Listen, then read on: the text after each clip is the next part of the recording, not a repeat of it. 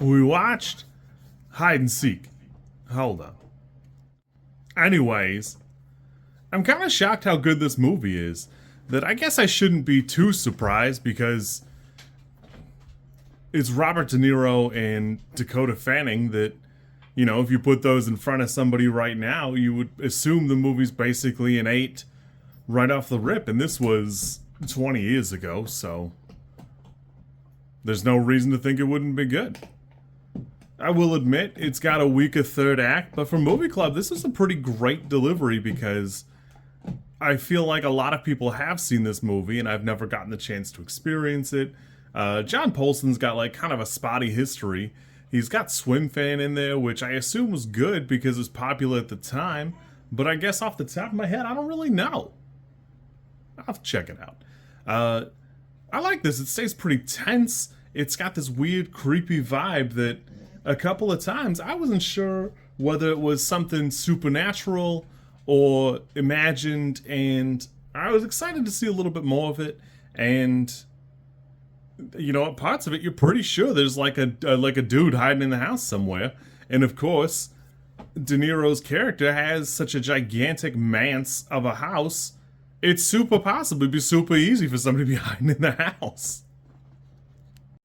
Special note, the neighbors and that the crazy sheriff are such great red herrings because they increase the pressure, and it seems so clear that there's something deeper going on with all of them because the daughter just passed, and you know, there's just such great there's such a rich background here that it's distracting enough that I was pretty sure it wasn't the case that De Niro was Charlie until about like the three-fourths of the way through.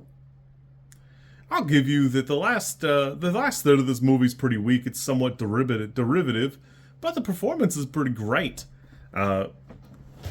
Oops, hold on. In case you weren't sure, I used a tripod to hold the camera. Yeah, I like this pretty well. Like I said, it's got a weaker third act for me, and parts of it are a little bit derivative, but honestly, the performances really carry it. It's funny to me to see Famke Janssen running around because that is right around the time X-Men was popular, so I can't not see her as the Phoenix.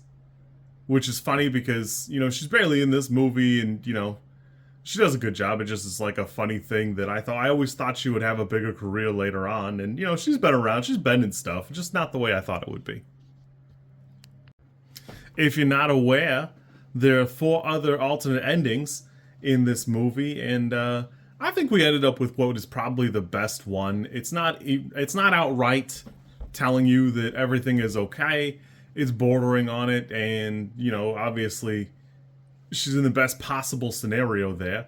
But, you know, a couple of the other endings are funny that, like, they're amusing. I just don't think they'd be as good. So, there's all that.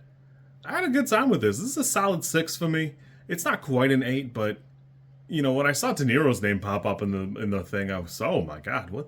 This is so exciting. I'm so excited to see Robert De Niro, which is a change for me. So I had fun. I had a good time with this, and yeah, great pick. If you like this content, I'm supposed to ask you to like, comment, and subscribe. I think I think like is here, and comment is probably down there, and subscribe over there somewhere too, I think. I don't know how many times this like snippet is gonna make it into a video. Everybody says you should do it this way, and I always thought it was just like an annoying thing other YouTubers did. And as you know, I am bad at editing, so if you like it, great, I'm happy for you. If you don't like it, I'm sorry.